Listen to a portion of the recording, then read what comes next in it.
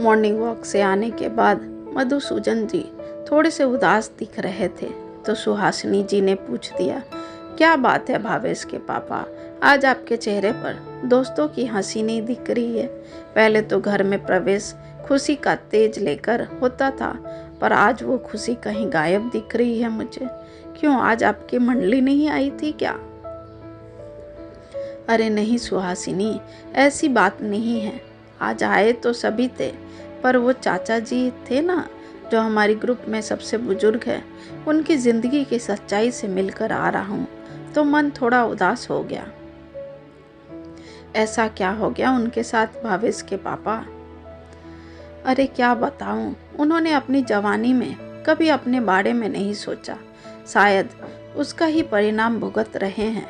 सिर्फ अपने परिवार और बच्चों की अपेक्षाओं को पूरा करने में अपनी सारी जिंदगी खपा गए। नतीजा अब वे और उनकी पत्नी हर चीज़ की अपेक्षा और उम्मीद अपने बेटे से लगा रखे हैं, पर बेटे की आमदनी इतनी नहीं है कि वो अपने बीवी बच्चों के साथ साथ अपने माता पिता की हर छोटी छोटी इच्छाओं को पूरा कर सके। वो खुद अपने बच्चों की अपेक्षाओं पर खड़ा नहीं उतर पा रहा है, तो फिर चाचा जी और चाची जी की अपेक्षाओं पर कैसे खड़ा उतरेगा? इसमें चाचा जी के बेटे का भी कसूर नहीं है। वो भरसक कोशिश करता है सबकी अपेक्षाओं को, सबकी इच्छाओं को पूरा करने का, पर वो नहीं कर पा रहा है। अगर चाचा जी ने अपने जीवन यापन काल में अपने बुढ़ापे के बारे में जरा सा भी सोचा होता तो आज उन्हें किसी भी चीज़ के लिए तरसना नहीं पड़ता, चाहे वो मामूली खाने की चीज़ ही क्यों न हो। एक वक्त था जब चाचा इस शहर के बड़े जाने माने पैसे वाले लोगों में गिने जाते थे, पर वक्त ने सब कुछ बदल दिया।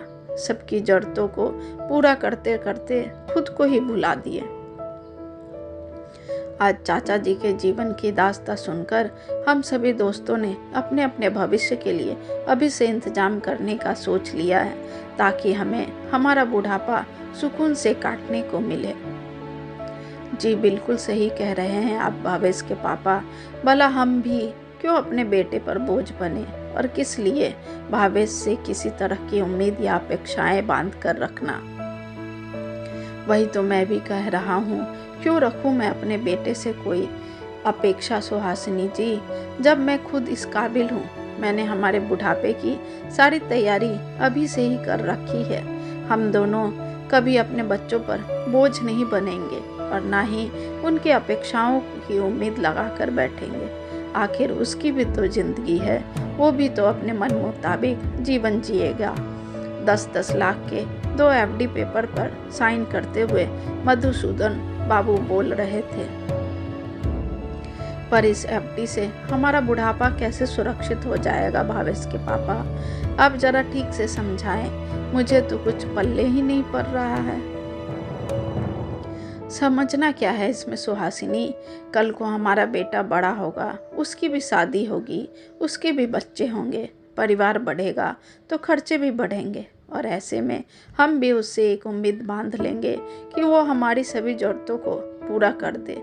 उससे एक आस लगा कर बैठे रहेंगे कि वो हमारी अपेक्षाओं पर खड़े उतर जाए, तो नहीं हो पाएगा ना भावेश से।